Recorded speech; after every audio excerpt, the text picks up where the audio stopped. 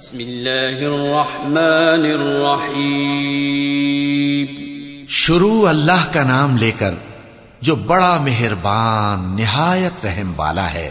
اقرأ باسم ربك الذي خلق خلق الإنسان من علق اقرأ وربك الأكرم الذي علم بالقلم علم الإنسان ما لم يعلم كلا إن الإنسان ليطغى أن رآه استغنى إن إلى ربك الرجعى. اے نبی صلی اللہ علیہ وآلہ وسلم اپنے پروردگار کا نام لے کر پڑھو جس نے تمام کائنات کو پیدا کیا، جس نے انسان کو خون کی پھٹکی سے بنایا.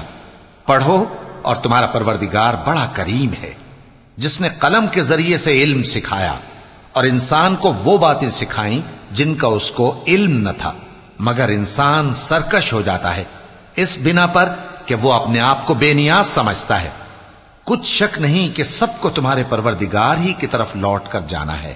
أرأيت الذي ينهى عبدا إذا صلى أرأيت إن كان على الهدى أو أمر بالتقوى أرأيت إن كذب وتولى ألم يعلم بأن الله يرى كلا لئن لم ينته لنسفعا بالناصية ناصية كاذبة خاطئة فليدع ناديه سندع الزبانية كلا لا تطعه واسجد واقترب.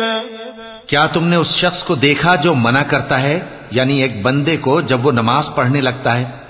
بھلا دیکھو تو اگر یہ راہ راست پر ہو یا پرہیزگاری کا حکم کرے تو منع کرنا کیسا؟ تو اس کا انجام کیا ہوگا؟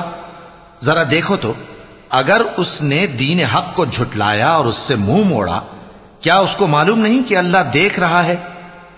دیکھو اگر وہ باز نہ آئے گا تو ہم اس کی پیشانی کے بال پکڑ کر گھسیٹیں گے، یعنی اس جھوٹے خطاکار کی پیشانی کے بال. تو وہ اپنے یاران مجلس کو بلا لے، ہم بھی دوزخ کے فرشتوں کو بلائیں گے. دیکھو اس کا کہا نہ ماننا اور سجدہ کرنا اور اللہ کا قرب حاصل کرتے رہنا.